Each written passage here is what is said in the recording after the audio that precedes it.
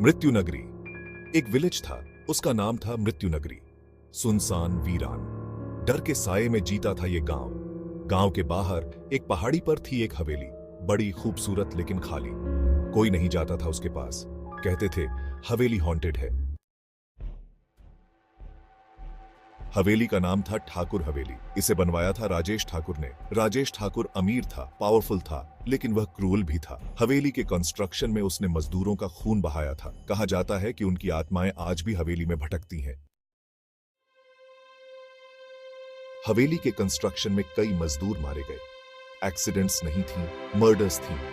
राजेश ठाकुर ने उनकी मजदूरी नहीं दी, उन्हें जान से मार दिया। उनकी आत्माओं को शांति नहीं मिली। उनकी चीखें हवेली की दीवारों में कैद हो गईं, कर्स बनकर हवेली पर छा गईं। एक दिन एक यंग मैन आया गांव में। नाम था वीरेंद्र, एक रिसर्चर। उसके साथ थे उसके दो फ्रेंड्स। तीनों हवेली के बारे में जानते थे, उसके कर्स के बारे में भी। वे आए थे हवेली का रहस्य सुलझाने, ट्रूथ जानने और शायद कर्स को खत्म करने। हवेली के गेट पर पहुंचे वीरेंद्र और उसके दोस्त। गेट पर ताला नहीं था, खुद ब खुद खुल गया। अंदर का नजारा स्केरी था। सन्नाटा पसरा था, हवा में धूल के कण तैर रहे थे। एक अजीब सी स्मेल आ रही थी। वीरेंद्र और उसके दोस्तों ने अंदर कदम रखा। अंदर का माहौल स्केरी था। दीवारों पर पुराने पेंटिंग्स लगे थे, जिनमें से आंखें घूर रही थीं। हवा में फुसफुसाहट सुनाई दे रही थी, परछाइयां नाच रही थीं। वीरेंद्र और उसके दोस्तों के रोंगटे खड़े हो गए, लेकिन वे डरे नहीं।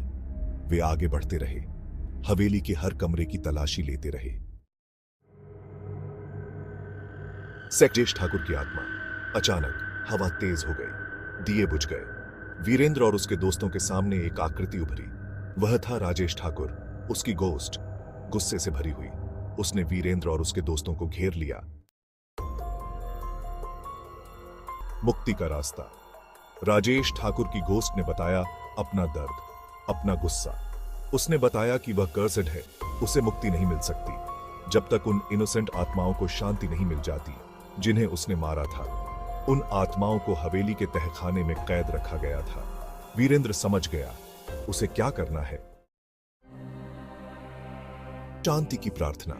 वीरेंद्र और उसके दोस्त तहखाने में पहुंचे। वहां का नजारा भयावह था।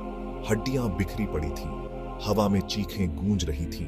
वीरेंद्र ने गोस्ट से बात की, उन्हें शांत करने की कोशिश की। उसने प्रार्थना की, अपने साथ लाए गंगाजल से उन्हें मुक्ति दिलाने की कोशिश की। शाप का अंत। धीरे धीरे गोस्ट शांत होने लगी, हवा साफ होने लगी। राजेश ठाकुर की गोस्ट प्रकट हुई। उसके चेहरे पर अब गुस्सा नहीं था, शांति थी। उसने वीरेंद्र का धन्यवाद किया और गायब हो गया। हवेली का कर्ज टूट गया था। वीरेंद्र और उसके दोस्तों ने वह कर दिखाया था जो कोई और नहीं कर